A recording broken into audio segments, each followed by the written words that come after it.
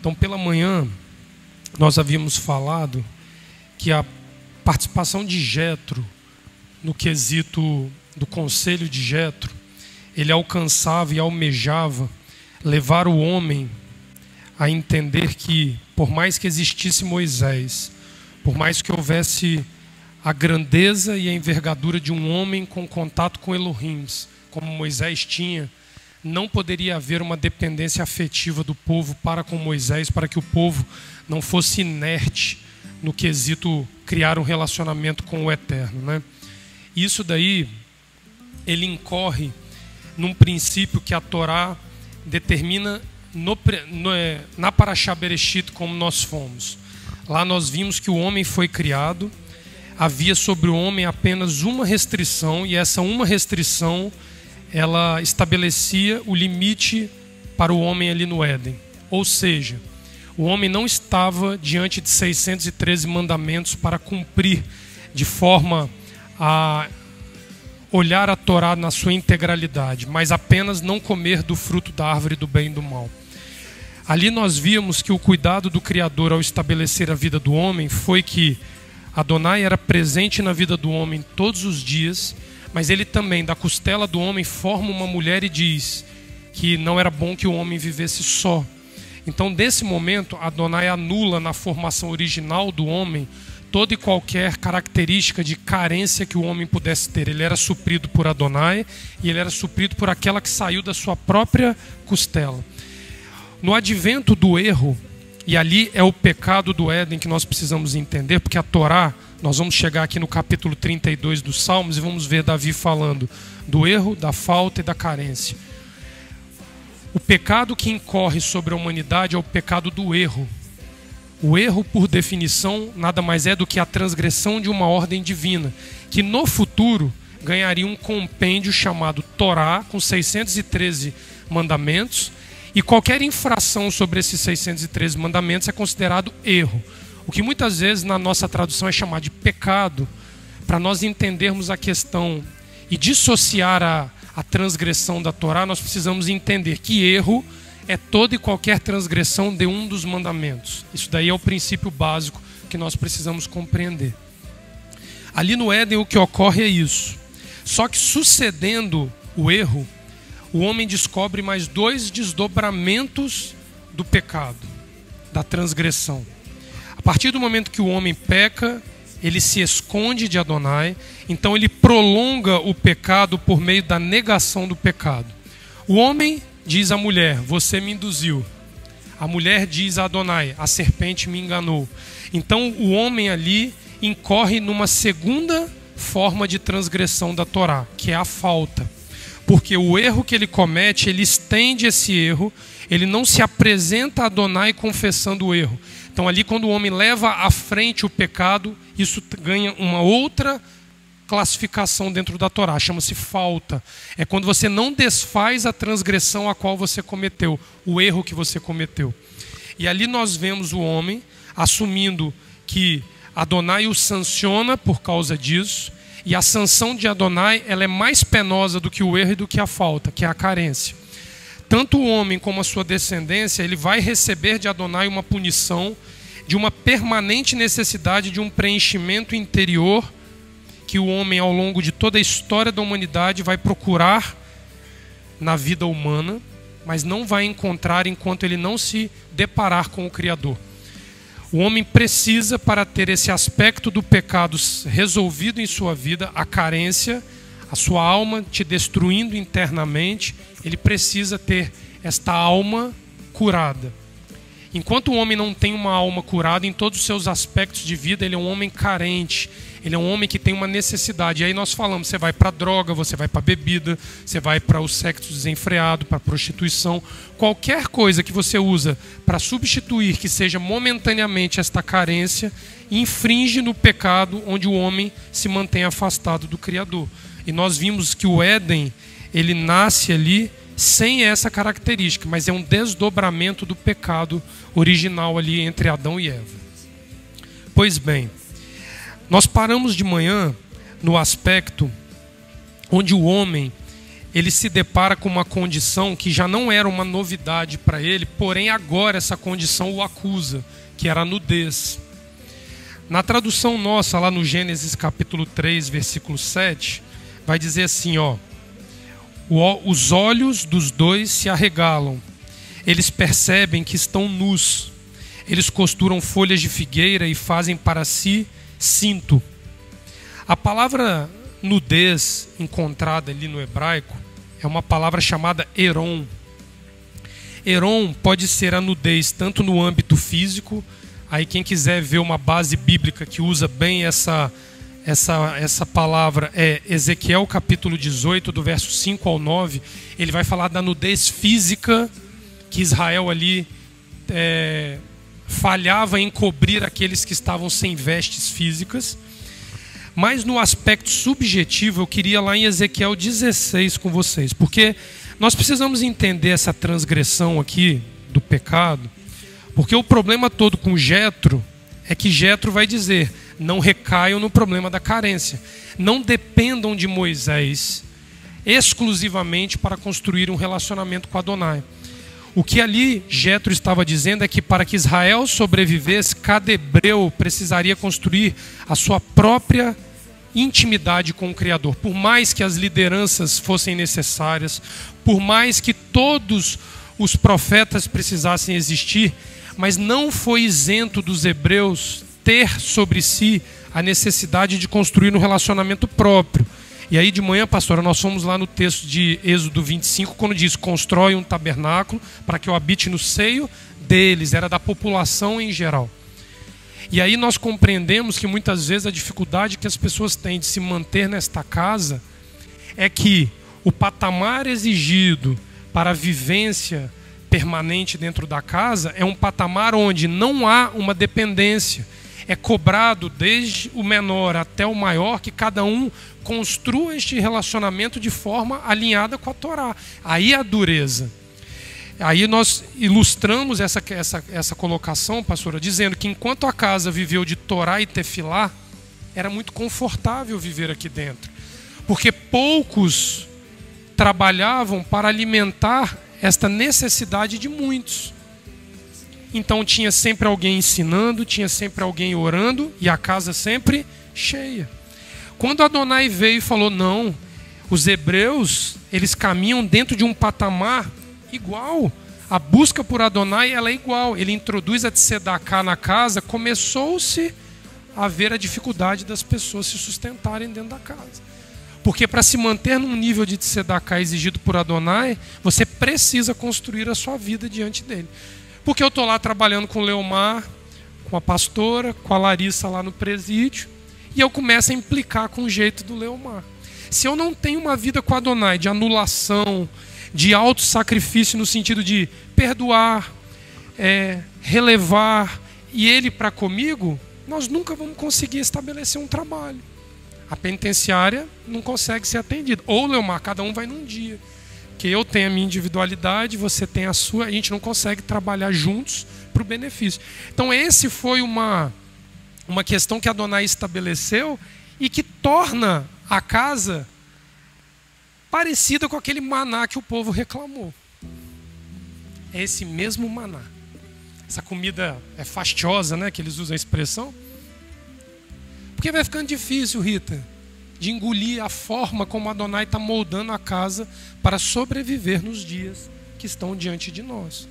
E aí nós abordamos isso levando o aspecto que o conselho de Jetro retorna o homem para essa condição. A condição original do homem é ter a vida, Adonai estabelecer os limites por meio dos mandamentos, mas não desejando que o homem transgrida o mandamento. Mas nós hoje carregamos a falta, nós carregamos a carência como uma consequência dessa vida desajustada sem Torá ao longo de todo o tempo. E aí nós entramos aqui, quando o profeta Ezequiel abre lá no capítulo 16, olha o verso 7, olha a raiz nudez, eron, usada aqui. Aqui o profeta está fazendo uma denúncia que não é física, ele está falando da denúncia de Israel como nação. Então olha a subjetividade da nudez aqui. Eu te fiz multiplicar como o renovo do campo, e crescestes e te engrandecestes, alcançaste grande formosura, igualzinho a Adão e Eva. Atingiu o patamar máximo de excelência na formação de Adão, né? Quando Adonai criou. Formaram-se os teus seios, Ezequiel, capítulo 16, verso 7. Formaram-se os teus seios e cresceu o teu cabelo. Contudo, estava nua e descoberta. Aqui está falando de uma nação que atingiu o apogeu glorioso diante de Adonai, mas transgrediu. Ficou nu diante de Adonai. Só que olha só que coisa interessante. Aqui não é uma nudez física. Exatamente. Tanto é que ele fala como nação. Era um problema crônico do povo. Não era de um indivíduo, de uma família. Era um problema crônico. Aqui, quando nós olhamos a raiz Heron, nudez, estar nu, é a raiz usada lá no Éden, quando o homem se viu nu. Só que olha só que coisa interessante. A raiz, ela é oriunda da palavra Arã. Arã significa ser astuto no sentido pejorativo. Ou seja, dar maus conselhos. Ou seja, dar maus conselhos. Qual é o foco que nós estamos batendo em cima de Jetro? O conselho de Jetro. Só que a palavra conselho, na sua raiz hebraica usada por Jetro, não é Arã. Arã é o conselho da serpente à mulher. E aí eu quero voltar com vocês lá no Éden. Vamos lá. Gênesis capítulo 3, versículo 1. Nós vamos observar um detalhe aqui muito interessante nessa questão de que o homem arrasta sobre ele um problema maior, Rita, do que ele precisava arrastar. Aonde que eu quero chegar com a questão? A partir do momento que houve a transgressão, se o homem ali encerra a transgressão pedindo perdão a Adonai por aquele erro naquele momento, ele não teria uma falta para carregar e ele teria chance de reconstruir a reaproximação de Adonai. Mas olha o que o homem vai fazer aqui. Na nossa tradução habitual está dizendo assim, ó, vê se é de vocês, está escrito assim: mas a serpente, mais astuta de todos os animais selvagens que o eterno Elohim tinha feito, disse à mulher: é verdade que Elohim disse, não comam do fruto de nenhuma árvore do jardim. Essa é a tradução que está aí de vocês, não é essa? Está usando a palavra astuto. Numa outra tradução, o texto vai ter duas modificações. Primeiro ele vai dizer, a serpente estava nua. Então ser astuto, Leomar, é você estar nu. Porque você, as suas palavras, ao invés de cobrir alguém, você despe a pessoa. O sujeito que tem essas fragilidades herdadas do pecado, não ajustadas a uma vida de Torá, ele vai ouvir uma palavra e vai associá-la como um bom conselho, como o de Jetro. Antigamente, eu lembro, minha avó não está aqui não, vou poder falar dela um pouquinho. Minha avó tinha um ditado que ela falava assim: quem não ouve conselho, ouve coitado. Mas nem todo conselho, biblicamente, deve ser seguido. Porque o da serpente serviu para desnudar o homem. Exatamente. Só que olha só que coisa interessante que o texto aqui nesta tradução vai dizer: a serpente estava nua, mais que qualquer vivente do campo criado por Adonai Elohim. Até aqui, Leomar, tudo bem. Mas olha só a diferença aí agora. Ao invés do texto dizer assim: e ela disse à mulher, se referindo à serpente, o texto vai dizer originalmente: ele diz à sua mulher: não comereis de toda a árvore do jardim. Aqui, esta variante da tradução, se nós entendermos que a palavra aqui disse ele e não ela, quem é o sujeito da frase? Quem foi que disse a Eva que Deus disse para não comer? Se não foi ela a serpente, foi quem? Adão. Então você está querendo dizer o que, Leonardo?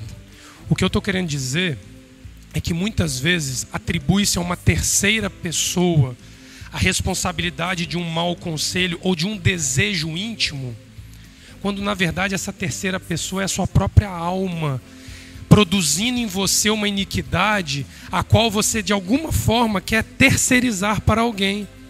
Muitos dos rabis afirmam que a serpente nada mais era do que uma forma ilustrativa da Torá de dizer que dentro do homem, pastor, havia um desejo de pecar contra Adonai. Este é o problema de viver nesta casa, pastor. A senhora pega, por gentileza, o microfone. Esse é o problema, muitas vezes, de viver dentro desta casa.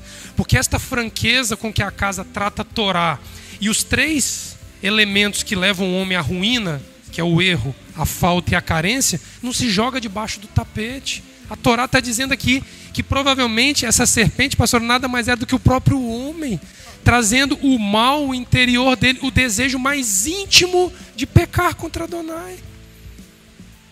Olha só. E a ajudadora levantada por Adonai embarca no processo, por gentileza, pastor. Não, é no capítulo 9 aqui, quando o Senhor diz que não... olha só, o versículo 21 do capítulo 8 do Gênesis. O Eterno sentiu o suave cheiro do sacrifício de Noa em seu coração. Não tornarei mais a amaldiçoar a terra por causa do homem, porque a imaginação do seu coração é má, desde a sua meninice. Isso. Essa foi a geração destruída pelas águas de Noa, não é isso que a senhora está lendo? Desde a sua mais tenra meninice é má. É isso aí, pastor. A grandeza e o reconhecimento da postura de Jetro se fazem justificadas quando analisamos o hebraísmo da palavra conselho que ele aplica em sua fala. Notem a abstenção da razão e opinião humana para não conduzir mal a vida do povo que buscava Moisés. Então nós vimos um conselho da serpente, seja ela uma serpente física ou uma serpente subjetivamente falando no interior do homem. A palavra conselho que Jetro usa no capítulo 18, ele vai dizer assim, ouve agora a minha voz e te aconselharei. Então ele está dizendo que vai dar um conselho ao líder de Israel. Só que ele diz, e Elohim será contigo. Então ele atrela o conselho dele a um aval de Adonai sobre a questão. Então aqui é um bom conselho. A serpente em momento algum sugeriu que Adão perguntasse, ou que Eva perguntasse a Adonai se poderia comer do fruto. Ela dá um conselho? Não, ela induz o homem a pecar. Um conselho pautado em Torá não induz o homem a fazer nada, mas bota o homem reflexivo diante de Adonai. Essa é a diferença. Reflexivo. O homem ouve, o homem para, o homem pensa, o homem medita e aguarda Adonai falar. É assim que a Torá funciona. Mas as pessoas continuam insistindo na indução, Ulisses. Não tem parte com Adonai. Ser conselheiro de alguém não significa induzir ninguém a nada, mas botar o mandamento para que o indivíduo reflita, medite, ore e tome uma decisão a favor ou contra do mandamento. É isso aí. Aí, olha o que vai dizer. E declara ao povo os estatutos e as leis, e faz-lhes saber o caminho que deve andar e a obra que deve fazer. Então, em linha com a Torá, o meu conselho é este. Se o conselho de Jetro encontrasse alguma limitação diante da Torá, o que Moisés faria? Não acolheria o conselho. O problema é que as pessoas gostam de se pautar. E aí a gente cai em 2 problemas.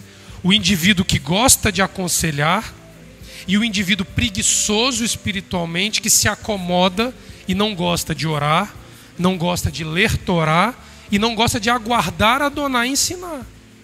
Aí é a faca e o queijo na mão para fazer uma lambança. Um dos maiores problemas que Davi enfrenta durante seu reinado era um conselheiro que falava por Adonai a Davi e que de uma hora para outra resolveu dar conselhos da cabeça dele. E levou uma rebelião em Israel com o filho de Davi contra o próprio Davi. Sim. Aí o final da história é um enforcamento, né? Ele se enforca, né? Como é que era o nome dele? Era Aitofel, ele se enforca, é isso aí. A raiz hebraica de aconselhar dentro da fala de Jetro é Yaatz. Significa aconselhar, instruir bem, deliberar, conceber e ensinar Torá. Abre o Salmo 16 para dar uma olhadinha o que é aconselhar dentro do critério bíblico. Pois não, pastor? Fica à vontade. Interessante que o erro, se a gente for olhar aqui no capítulo 4, não vou te atrapalhar não, meu filho. Não, mas aqui no favor. capítulo 4 do Gênesis, quando você vai ver o erro aqui, de Caim e Abel, aqui é uma ação premeditada. Então, o erro, ele é uma premeditação. Eu anoto isso aqui, ó. Ele é um julgamento contrário à verdade. Torá, isso. A coisa vai se tornando muito grave. São as 3 imperfeições que Moisés clama ali. Isso. Para que Adonai perdoe. E aí, pastora, Caim e Abel já sofrem, além do erro, a herança da falta e uma carência de Elohim, porque eles buscam o sacrifício. Exatamente. Eles querem, de alguma forma, suprir a ausência de Elohim na vida deles. Só que, agora lidando com 3 questões que no Éden, no princípio, elas não existiam. Não existia. Existia apenas o limite: não toque e não coma a árvore. Não existia uma falta pré-existente e não existia uma carência do homem. Mas o homem quis transgredir. Houve um desejo. Aí a senhora fala, como é que é a expressão que a senhora usou? É uma premeditação. Premeditação. É o pecado. Isso aí. Que está em Números capítulo 15, que nós sempre oramos aqui. Aqui oramos muito, muito. Ó. Olha o que ele fala. Isso. Em Números, isso aqui é uma premeditação. Mas, tanto o natural dos filhos de Israel como o estrangeiro, que no meio deles peregrina, haverá uma só Torá entre vós, para aquele que pecar por inadvertência. Mas a pessoa que fizer alguma coisa deliberado, premeditado, quer seja dos naturais, quer seja dos estrangeiros, injúria ao Eterno. Tal pessoa será eliminada do meio do seu povo. É o pior pecado descrito na Torá, é a premeditação. Premeditação. É a voluntariedade do indivíduo o erro, quanto a isso. Exatamente. E o problema é que, a partir do primeiro pecado, todo erro é motivado pela carência. Então, a carência torna um combustível para que o erro se agrave cada vez que o indivíduo insiste nele.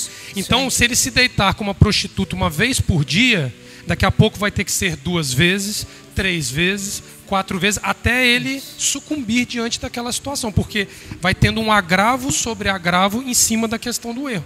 É uma nutrição, pastora, que é um ciclo vicioso que não se encerra se o homem não for lá e confessar o pecado e se arrepender, que é o processo quanto a isso. O Salmo 16 que a gente viu aqui, era os versos 7 a 11, diz assim, ó: louvarei ao Eterno que me aconselha, até de noite o meu coração me ensina. Então, quem tem alguma dúvida se Adonai fala, está dizendo que até dormindo ele fala. Se você souber aguardar o tempo, ele fala. Louvarei ao Eterno que me aconselha, até de noite meu coração me ensina. Tenho posto o Eterno continuamente diante de mim, porque Ele está na minha mão direita, não serei abalado. Portanto está alegre o meu coração, ou seja, não há carência, tem um preenchimento do homem. Ele se regozija a minha língua, também a minha carne repousará segura, porque não deixarás a minha alma no inferno. O que é a alma no inferno? É padecer de uma carência incontrolável dentro do indivíduo. Nem permitirás que o teu santo veja o erro, a corrupção, a insistência na transgressão da Torá. Tu me farás ver a vereda da vida, na tua presença me encherás de alegria, com delícias perpétuas à tua destra. Ou seja, esse aqui é um homem resolvido com essa questão. O Salmo 16 ele indica isso muito bem. A partir do momento que o erro é compreendido ali no Éden, transgredir uma ordem divina, o capítulo 3 do Gênesis, do 8 ao 13, mostra o homem na sua fraqueza em anular o erro. Por que eu estou insistindo nessa questão? Porque daqui a pouquinho nós vamos inaugurar o livro de Levítico. E o livro de Levítico apresenta 3 questões que o homem precisa levar ao altar de Adonai regularmente: a carência, a falta e o erro. Só que existem 3 sacrifícios específicos para tratar essa questão. E é aí que nós precisamos compreender.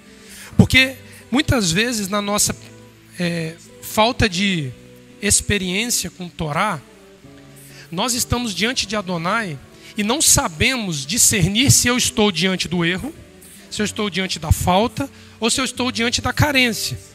A Torá diz que tinha um ritual para tratar a carência, um ritual para tratar a falta e um ritual para tratar o erro. Então nós precisamos saber olhar para a nossa condição e saber onde estamos para saber como ajustar a questão. Então ali, quando a gente vê a questão da figueira, Adonai procurando o homem e o homem se escondendo, é o homem já no erro, protelando o ajuste do erro e trazendo um agravo sobre ele, se distanciando de Adonai. O nome disso é falta. Capítulo 3 do Gênesis, dos versos 8 ao 13. O humano, no advento do erro, engrandece a transgressão por causa da falta e faz incorrer sobre o pecado uma consequência incalculável. No ato do confronto com Elohim, o humano, agora pecaminoso, deveria se apresentar com sua nudez exposta e dizer: pequei contra ti, meu Elohim. Que é o que Davi vai ensinar lá no Salmo capítulo 32. Nós vamos chegar lá. Mas ao invés disso, ele esconde a nudez de si mesmo, com pífias folhas de uma árvore. E olha, eram as folhas da própria árvore do bem e do mal. Com que você se sujou, você tenta se esconder. Entende como é que a gente traz um agravo sobre o erro? Isso chama-se falta. A manutenção do pecado por meio das gerações se apoia nessas duas transgressões, o erro e a falta, causando um permanente distanciamento do Criador, a verdadeira fonte de vida dos homens. Observem que ao estabelecer esta sentença sobre si, o humano inicia um processo autodestrutivo em seu interior, o que a Torá vai nomear como carência. Lembra que nós lemos de manhã que a Bíblia diz assim: e deixará o homem a casa do seu pai e da sua mãe, unir-se-á à sua mulher, e serão apenas, a partir de agora, apenas uma só carne. Houve uma ruptura traumática do homem com a casa familiar para constituir família? Não. Mas abre o Salmo 27 agora para vocês verem como a situação na era do pecado inverte. Olha o desespero do salmista diante do pavor causado por esses pecados não ajustados no seu interior. Olha como é que ele vai lidar com a situação. Ele apela a Adonai. Esse salmo aqui, na tradução habitual, ele é muito mal traduzido, porque ele parece um texto corrido, escrito de maneira normal. Não é. Todas as frases do Salmo 27 são interpeladas por uma exclamação. O que os comentaristas afirmam ser um apelo desesperado do salmista. Cada frase dele é um apelo com exclamação no final. Versos 7 ao 14, olha comigo. Adonai, ouve a minha voz, ele está apelando. Eu clamo, agracia-me, responde-me. A ti meu coração diz, busca minhas faces. Eu busco tuas faces, ó Adonai. Não me veles a tua face. Não rechaces teu servidor com fúria. Tu és a minha ajuda. Não me deixes, não me abandones. Qual é o medo que o salmista tem aqui? Do abandono de Adonai, dele agravar a carência no seu interior. Elohim da minha salvação. Agora olha só que diferença de tradução bonita. Sim, meu pai e minha mãe já me abandonaram. Não é mais o filho que deixa de maneira natural a casa, mas há um abandono em consequência do pecado dos pais para com os filhos, gerando uma certa carência dos filhos e um problema de gerações que se arrasta até Malaquias capítulo 4, que vai dizer: eu retornarei o coração dos pais aos filhos e dos filhos até os pais, para que eu não venha e fira a terra com... Veja que ele não diz que volta o coração dos filhos aos pais, mas dos pais aos filhos, porque foram os pais que abandonaram os filhos à mercê de uma vida sem Torá. Olha o desespero do salmista: não me abandones, Elohim, porque nem para suprir a minha carência com papai e mamãe eu tenho condições mais. Esse era um homem que enxergava este quesito da falta humana, do erro humano e da carência humana transparente na frente dele. Ele não ignorava isso. Nós somos assim? Nós temos essa mesma franqueza com Adonai, de olhar uma esposa e dizer assim: Adonai, não me abandones. Porque você sabe que o seu casamento não vai continuar, porque você sabe que um filho não vai te seguir, porque você sabe que seus pais não continuarão. Nós estamos firmes nessa estatura para dizer apenas assim: Adonai, não me abandones. Todo o resto pode me abandonar, mas se eu tiver Adonai, eu serei um homem sarado no meu interior. Aí o texto vai continuar dizendo assim: não me des... Não, como é que ele fala aqui? Ensina-me tua estrada, Adonai, conduz-me pelo caminho da planície por causa dos que me fixam. Não me des ao ser de meus opressores. Sim, eles se erguem contra mim, as testemunhas da mentira. Eles insuflam violência. Senão eu adiro, ver o bem de Adonai na terra dos vivos. Tem esperança, Adonai. Que teu coração seja firme e forte. Tem esperança em Adonai. Que o teu coração seja firme e forte. Tem esperança em Adonai. Em mais nada. O salmista sabe que o porto seguro dele, pastora, para o coração dele não se tornar um inimigo contra ele, é o próprio Adonai. Não há outro refúgio. Pois não, Leomar, fica à vontade. Léo, é interessante que você está falando, eu estou aqui meditando, né? A questão da carência, né? Você disse que nós vamos entrar no livro de Levítico. Sim. E lá tem toda a normativa de você suprir essa carência, né? E você vê que o erro, a falta e a carência. Está tudo no sacrifício de Levítico, isso. E a gente precisa mesmo aprender esse sacrifício, a forma que eles são aplicados, porque você vê que Davi aqui, ele vai aplicar dessa forma correta ali a súplica dele perante Adonai. Ele sabe dizer que o pecado é carência pela fragilidade do coração. Ele sabe dizer que transgrediu o Torá e o pecado é o erro. Ele sabe dar nome ao problema dele. Isso aí que a gente precisa aprender. Eu lembrei que pecado tem nome. E Tiago, no capítulo 4, ele vai falar uma coisa interessante. Posso lá? Pode, claro, fica à vontade. Deixa eu ver aqui. Tiago, capítulo 4, ele fala sobre essa questão que a gente nunca observa sobre esse lado, nunca observava sobre esse lado, de você saber aplicar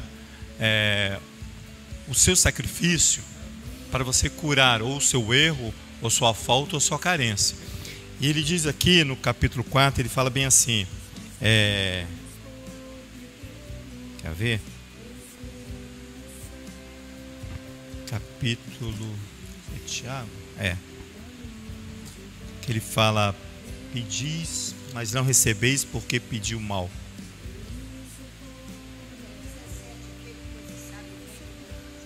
Não, quer ver? Eu tinha que ter.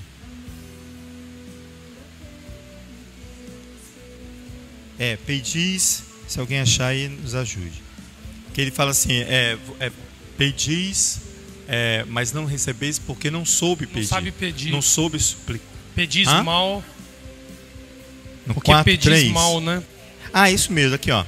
Ele diz assim, ó, no verso 1: de onde vêm as guerras e contenda entre vós? Não vem disso dos prazeres que os vossos membros guerreiam? Cobiçais, mas nada tendes. Matais e invejais, mas não podeis obter o que desejais. Quer dizer, não consegue suprir a sua carência. Isso. Combateis e guerreais. Nada tendes porque não pedis. Pedis e não recebeis, porque pedis mal. Para gastar nos seus próprios prazeres. Então você prefere ouvir um conselho que vai satisfazer e corresponder o seu desejo. Astúcia, né? O conselho no sentido de astúcia, de te deixar nu, de te expor, né? É esse conselho que eu quero ouvir. O conselho de ir lá para Torá, botar sua cara de frente para ela e ver o que ela fala para você. Não quero. Quer não? Não quero. Isso aí. Por isso que a casa é dura. Por isso que aqui é dura. Né? Por isso que aqui é duro.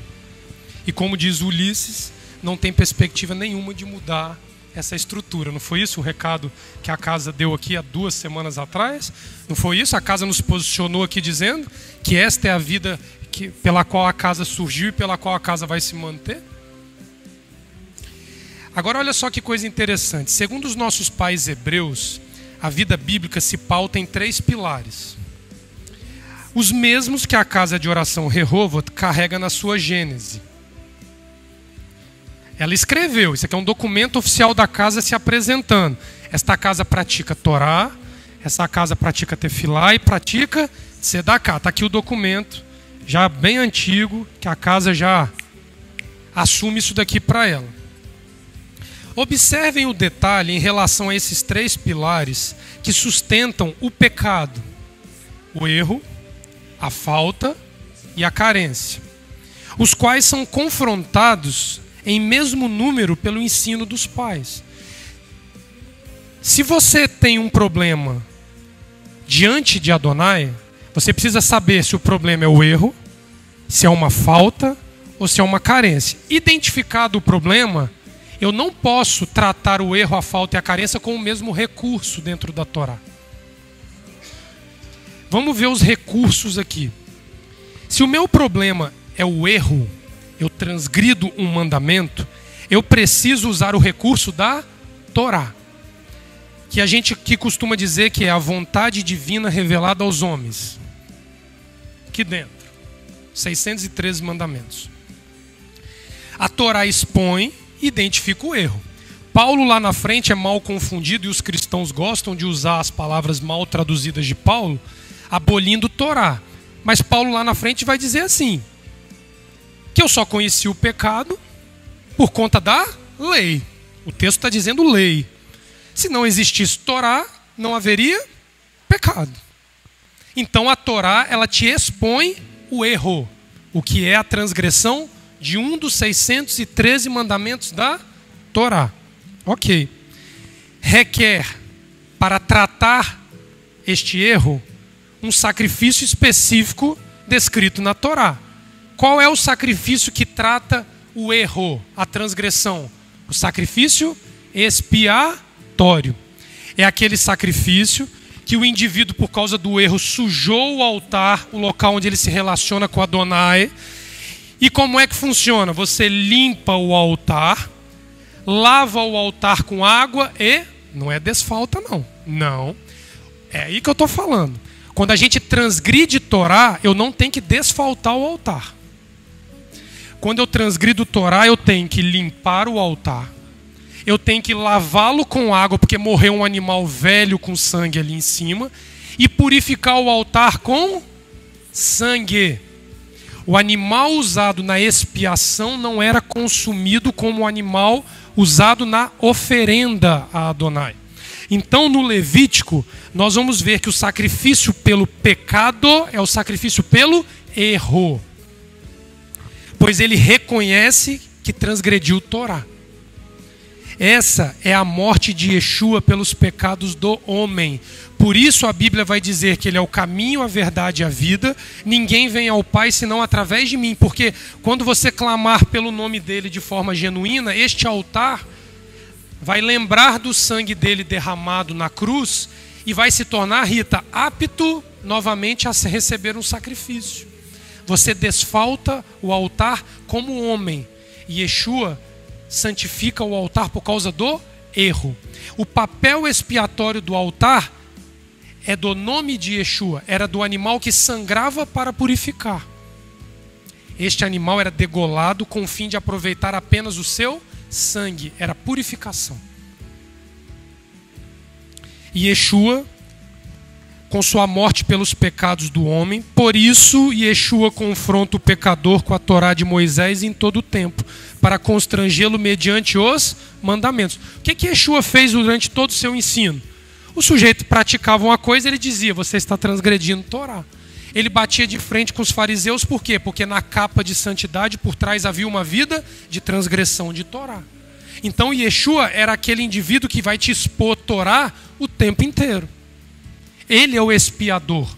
Cometeu falta, precisa do nome do Mashiach. Você não pede perdão pelo pecado se não disser Bishem Yeshua HaMashiach. Por isso que a gente lutou tanto para que a casa sustentasse, ao final de cada oração, com todo o respeito aos nossos pais, Bishem Yeshua HaMashiach. Porque senão, Ulisses, não tem ajuste do pecado no altar. Eu atenderei e eu clamarei ao Pai. É isso aí. O terceiro pilar, exatamente, só se expia com sangue. O segundo pilar que a casa carrega, que os pais ensinam, é a tefilá. Tefilá é oração ou sacrifício. Aí sim. A função da tefilá, das orações, que substituiu o ritual de degola do animal de manhã e de tarde regularmente, o animal físico para de morrer depois do cativeiro, e o homem entende que ele se apresenta diante de Adonai para criar esta aproximação, mesmo que não haja a degola física de um animal, mas há a degola espiritual de um homem que quer parar de praticar o pecado. Parar de praticar o pecado significa você não estender o seu erro mais do que ele deve. O nome disso é falta. Você só desfaz a falta do altar quando você se aproxima de Adonai por meio das orações. Você vem, você reconhece o erro, pequei nisso, mas Adonai, não me abandones. Adonai, me ouve. Adonai, eu suplico. Você busca trazer pelo meio do seu arrependimento a divindade suprema para próximo de você. Aí, pastora, chama-se tefilá. Se você não aprender a orar, você não desfalta a sua vida. Porque você vai incorrer no erro várias vezes. E o erro vai gerar uma distância a Adonai. Se você não encurta a distância, então você conhece Torá para saber o que pode e o que não pode. E você conhece as orações e os sacrifícios de manhã, de tarde, de noite, Shabat, Lua Nova e as festas para reconstruir uma aproximação. Isso é desfaltar. Por gentileza ali, pastora. No Êxodo 29, a base, você sabe aí. O Êxodo 29, que eu virei e falarei com ele de manhã, isso, de tarde, isso. E ao meio-dia lá. Números capítulo 28 também. Tem toda, né, Números 28 também, pastor. Tem o Êxodo 29 e Números capítulo 28. O Êxodo vai dizer isso, é a tefilá, ó. Perfeito. Aqui, ó. Com um cordeiro, aqui, ó, o sacrifício aqui, ó, versículo 38. Isso que do Êxodo 29. Isso que oferecerá sobre o altar. 2 cordeiros de um ano, cada dia, continuamente. Esse é o holocausto traduzido lá no Levítico como holocausto. O cordeiro oferecerás pela manhã e outro à tardinha. Como um cordeiro a 10ª papá. Agora aqui, ó. Esse será, versículo 42. Este será o holocausto contínuo, erguido contínuo por vossas gerações, a porta da tenda da congregação perante o Eterno. Ali eu vos encontrarei e falarei contigo. Aqui, este sacrifício, pastora, que é tratado com tefilá, que é tratado com oração, ele é o próprio homem vindo à presença de Adonai, assumindo o seu erro e buscando o autoconstrangimento para não voltar ao erro. Isso é desfaltar a sua vida, porque eu posso reconhecer um pecado. Adulterei. Adonai, eu adulterei. E eu simplesmente reconhecê-lo. Mas Adonai está cada vez mais longe, porque eu adultero eu adultero duas, e eu posso às vezes voltar a não adulterar. Mas eu não desfaltei a distância que eu criei para com Adonai. Sim, isso. Vocês estão entendendo a diferença? Que uma coisa é transgredir, outra coisa é manter Adonai longe de você? Então você, pela oração, você aproxima Adonai da sua vida. Porque no final do Êxodo 29 ele diz, ali habitarei no seio de vós. Isso aí. Agora, o maior problema desse livreto aqui, desse folder, você sabe qual é o maior problema dele? A Tzedaká, que é o terceiro pilar da vida judaica. O mais difícil, mas eu vou mostrar por causa do sacrifício que envolve ele. Tzedaká, justiça social dentro de uma visão divina, confronta o homem e suas carências. É o que, Leonardo? Sim. Porque ele expõe ao homem semelhantes em estado pior do que o seu. Eu sou um homem carente, Ulisses, porque meus pais são divorciados desde os 13 anos de idade. Esse é o Leonardo. Quando eu vou fazer um trabalho social legítimo, eu vejo um menino que foi criado sem pai e sem mãe. Aí a carência dentro do Leonardo, sabe o que ela faz? Ela fica com vergonha e fica pequenininha. Porque teve um que sofreu muito mais do que eu. A Tzedaká te aproxima de Adonai por meio de você anular este buraco dentro de mim de falta de alguma coisa. Eu não tenho tempo para nada na minha vida. Está uma luta para vir para a congregação e eu estou com aquela carência. Aí a gente vai dentro do presídio, né, Edson? 15 anos sem sair. 11 anos sem ver a família. Aí eu falo, tem gente em situação muito pior que eu. É por isso que a Torá vai dizer, pastor, que nunca deixará de haver pobres sobre a face da terra. Sempre haverá alguém numa condição pior do que outrem, para que nós não possamos, Ulisses, sustentar esse sentimento afetivo mal resolvido dentro da gente. Que hoje é o que lota os consultórios de psicologia. Só que o psicólogo vai até o diagnóstico. Ele olha, dona Regina, para a senhora e fala, a senhora tem carência de... Mas ele não te dá a receita do bolo para sair dela. Ele não tem Torá para te ensinar. E se ensinar, você pode processá-lo por quebra de ética profissional, ainda tem esse risco.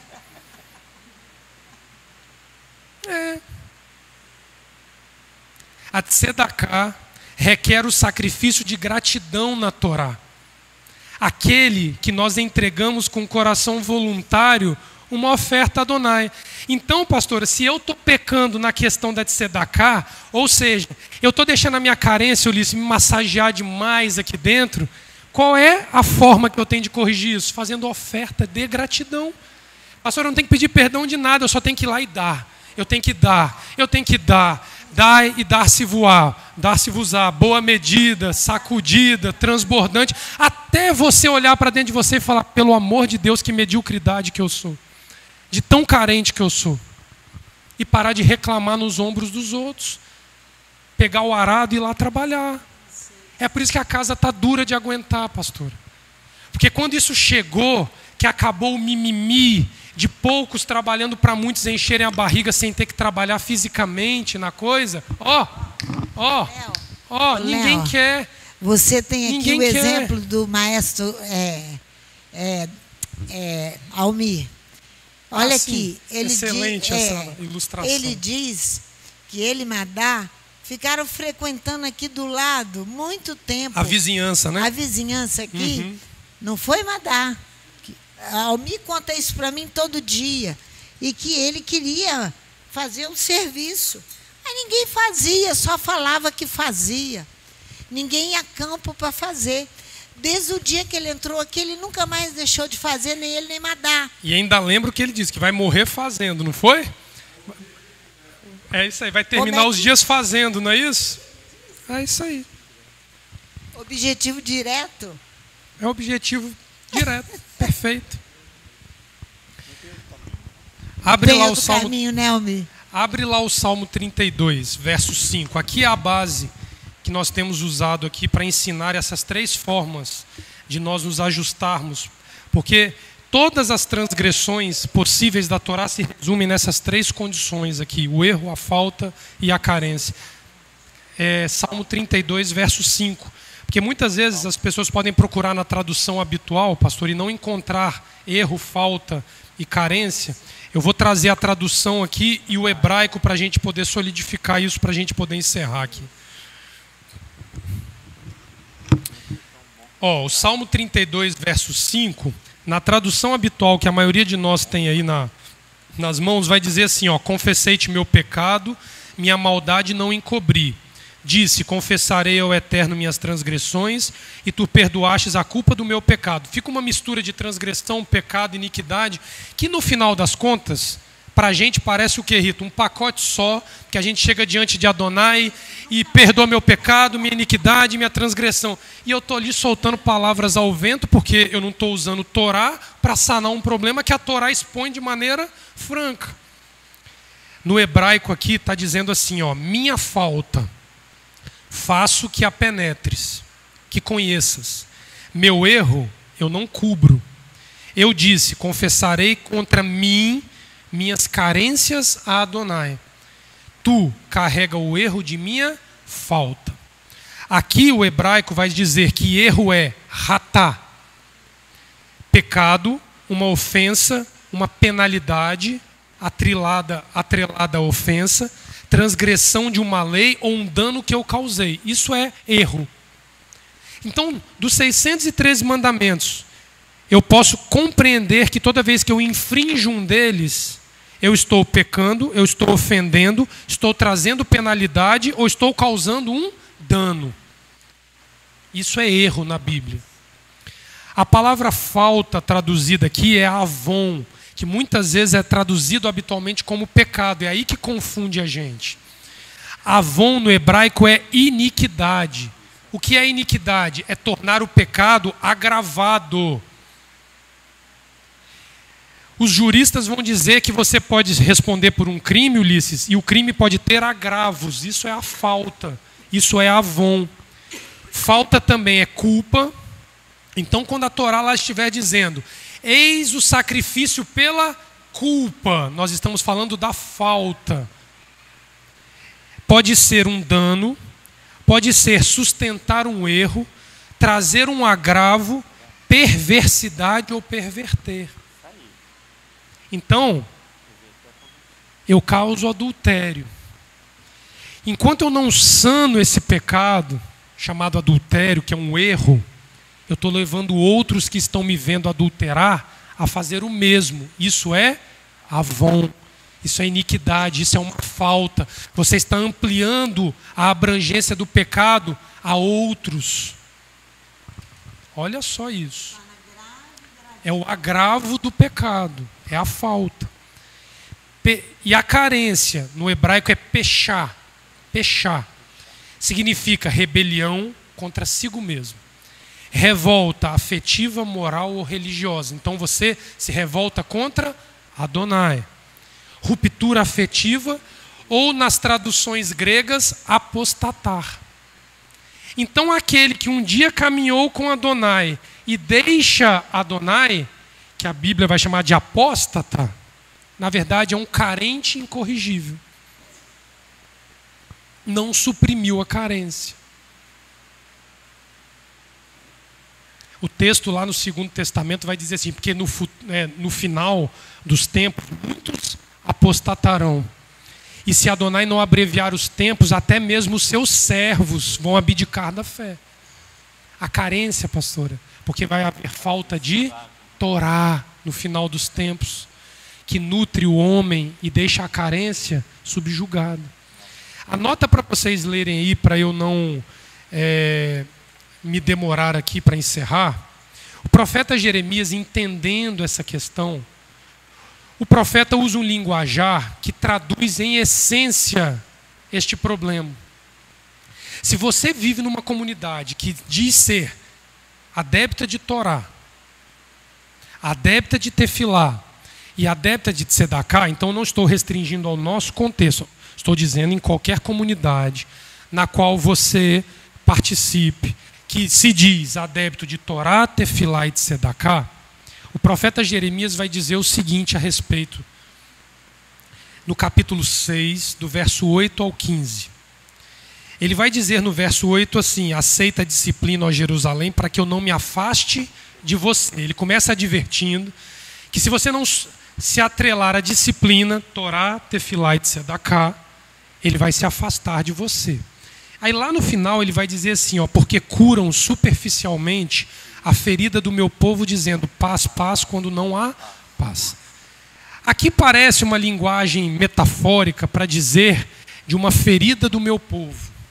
Aqui ele está falando abertamente da carência, do erro e da falta. Porque tratam isso de maneira superficial, não aprofundam no âmago a questão para que o homem saiba, diante de Adonai, saber o que é erro, o que é falta e o que é carência. Aí ele está dizendo que os profetas daquele tempo estavam curando superficialmente a ferida do meu povo. Jeremias está denunciando uma transgressão grave. Desviar o povo da Torá, Tefilá e Tzedaká por meio de um tratamento superficial. Pensando e refletindo sobre a fala de Jeremias, entre outros profetas que seguiram a mesma linha de ensino, estamos falando de uma nação e de um povo eleito para servir a Adonai de forma singular. Está falando de Israel. Não havendo promessa para a nação ou povo algum que não seja Israel. Dessa maneira, vemos a necessidade de uma permanente aproximação entre os homens e Adonai.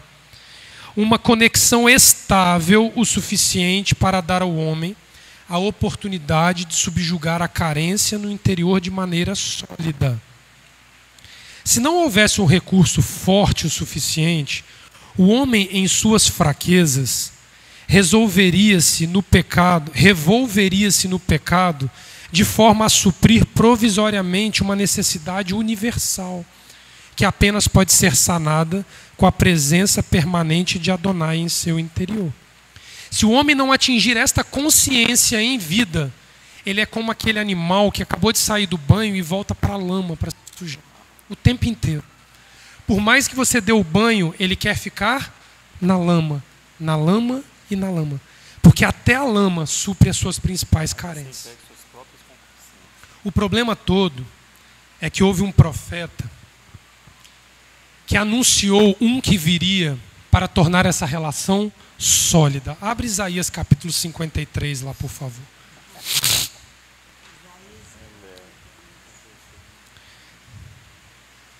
Isaías, já sabendo a negativa que a nação de Israel daria ao respeito da sua pregação, ele começa dizendo assim, ó: quem creu em nossa pregação?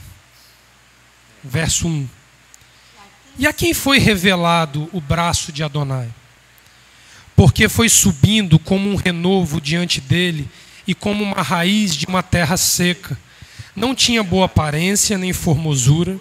Olhamos para ele, mas não havia nenhuma beleza que nos agradasse.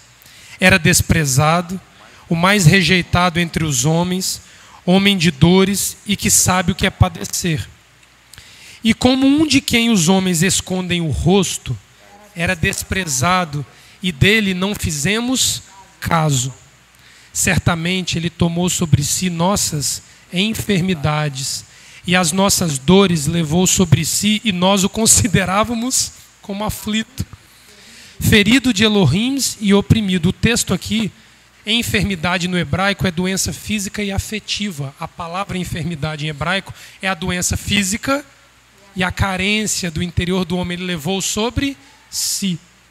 E as nossas dores, a tristeza, o lamento, as doenças da modernidade, a depressão, a ansiedade, a angústia, a insônia. O texto está dizendo que Yeshua levou sobre si todas estas coisas. Aqui, a gente tem que tomar um cuidado muito grande porque nós estamos numa encruzilhada. Nesta parte do texto, nós temos que tomar um cuidado muito grande porque nós nos colocamos numa encruzilhada. Se nós pegarmos o viés cristão, vai dizer que o homem está com seus problemas sanados, porque ele levou sobre si todos os nossos problemas. A vertente de Torá vai dizer que ele é o carregador da nossa falta, do nosso erro e da nossa carência, porque ele nos deu um consolo permanente por meio do seu ensino. Ao ponto de, em sua despedida, na sua primeira vinda, dizer assim: eu vou para junto do Pai, mas não vos deixarei carentes, órfãos, porque eu orarei ao Pai, e Ele enviará da parte dele um espírito de consolo, para que o buraco criado pela ausência de Yeshua não desanimasse os seus seguidores. Como abdicar desse Mashiach? Léo, é interessante Pastor, ele não deixa a carência brotar um segundo.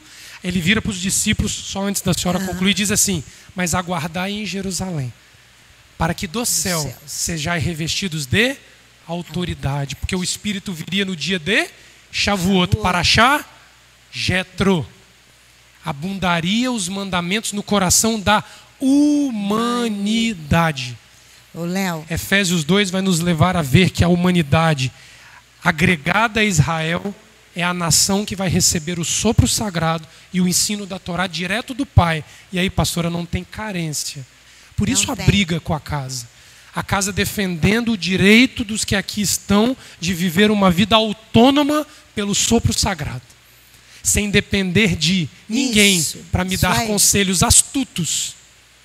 conforme o conselho da serpente. Mas sendo criados, aos pés da Torá, aos pés da sabendo Torá. lidar com o erro, com a falta e com a carência de forma franca. Pois não, desculpa. Não, interromper a eu senhora. estou lembrando que nós estamos vendo as crianças sírias e turcas lá, sendo retiradas dos escombros, e o número de crianças é grande, grande. Milhares Sabe de por quê? órfãos ali, né? Nós temos milhares de órfãos ali. Nós Isso. estamos ouvindo nos jornais. Sim. Mas ali foi a inimizade que demorou a ser sanada pelos pais. E os pais estão sendo corrigidos. Sim. E os filhos sendo livres. Os filhos sendo livres por Adonai. E ele suprirá as carências deles. Com certeza. Nós estamos vendo ao vivo Edom pela é um TV. eterno carente, pastor. Hein? Edom é um eterno carente. Edom é um eterno carente. Mas a exato. palavra diz que no fim eles vão sacudir a Isso. poeira dos lombos, não vão aguentar este peso desta carência. De que carência que nós Essa estamos falando? inimizade. A descendência de Esaú e Ismael, que não foi a escolhida por Adonai. Isso gerou dentro do povo Deles do uma Islã carência. uma revolta contra o Elohim que escolheu Isaac, que escolheu a Jacó. E a Síria estava sob ataque a Israel semana passada. Israel se movimentando para contra-atacar a Síria. Por isso que eu estou falando que os grandes tremores ali são para corrigir os pais que estão demorando a acabar com a inimizade, mas sustentando eles estão estendendo a carência pessoal aos filhos e fazendo perpetuar pelas E gerações. Adonai salvando os filhos. A mesma carência, pastor, que o povo de Israel, enquanto não reconhecer o seu irmão mais velho, vai carregar geração após geração antes de assumi-lo como Mashiach. Antes de assumi-lo como Mashiach. Isaías capítulo 53, leiam depois com todo carinho até o verso 12. É a essência messiânica, né, nesse suprimento afetivo da humanidade. Aí eu fiz uma pergunta assim, mas e os gentios? E os gentios que não têm promessa? Que não são a nação de Israel? Lá em Efésios 2, anota aí para ler de 1 a 13. Paulo vai começar a dizer assim, ó: ele vos deu vida estando vós mortos nos vossos delitos e pecados. Então ele está botando o gentio na pior situação. Aí lá no final, ele vai dizer assim depois: portanto lembrai-vos de que outrora vós gentios na carne, chamados em circuncisão por aqueles que se intitulam circuncisos na carne, por mãos humanas, naquele tempo estáveis sem o Messias, separados da comunidade de Israel, estranho às alianças da promessa, não tendo esperança e sem Elohim no mundo. O gentio é um poço de carência. Por isso que nascem as doutrinas cristãs à torta e à direita, querendo substituir Israel para eu me sentir amado, Ulisses. Porque quem foi amado foi Israel. O Messias que veio falou: eu vim primeiro, senão as ovelhas perdidas da casa de Israel. O gentio não era a primeira abordagem do Messias. Aí precisa substituir a casa de Israel para tapar a carência de não ter promessa de ser povo sem esperança e sem Elohims no mundo. É porque tirando Israel eu sou o primeiro agora. Não sobra mais nada. Entende o problema? As religiões que derivam da Torá são religiões que se propagam fortemente num sentimento afetivo mal resolvido para com Adonai, não para com os homens. Leiam em casa depois, João capítulo 14, nós temos uma música linda aqui na casa. Foi composição da casa, né, Larissa? Aquela música, né? E quando ele vier, a composição é da casa, não é?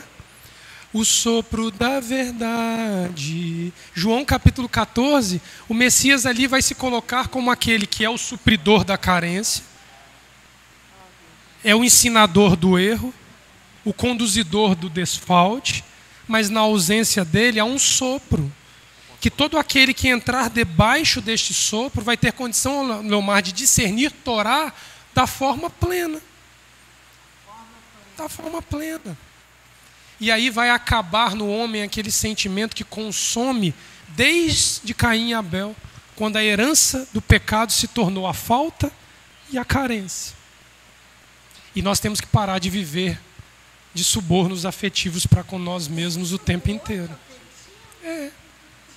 Quando eu tenho uma carência, pastor, eu me dou um carro de presente, eu me dou uma viagem, eu vou para o shopping gastar dinheiro. Nós falamos sobre isso aqui de manhã. Porque quando Torá realmente estiver dentro de nós, não há necessidade mais disso.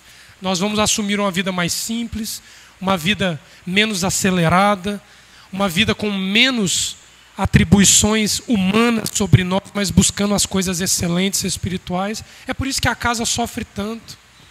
Porque quando o indivíduo se depara com isso, ele arruma uma briga com a casa. Porque a casa não arreda o pé dessa posição. Está escrito aqui, ó. É Torá, é Tefilá e é Tzedaká. Que o Eterno possa muito nos abençoar. Amém. Que o Eterno possa continuar nos conduzindo, sabendo que o preço a ser pago é um preço pequeno, perto do preço que os pais pagaram para deixar uma Torá como testemunho para nós. Que o Eterno muito nos abençoe, muito nos guarde e nos dê um restinho de Shabat de paz ainda. Shabat Shalom.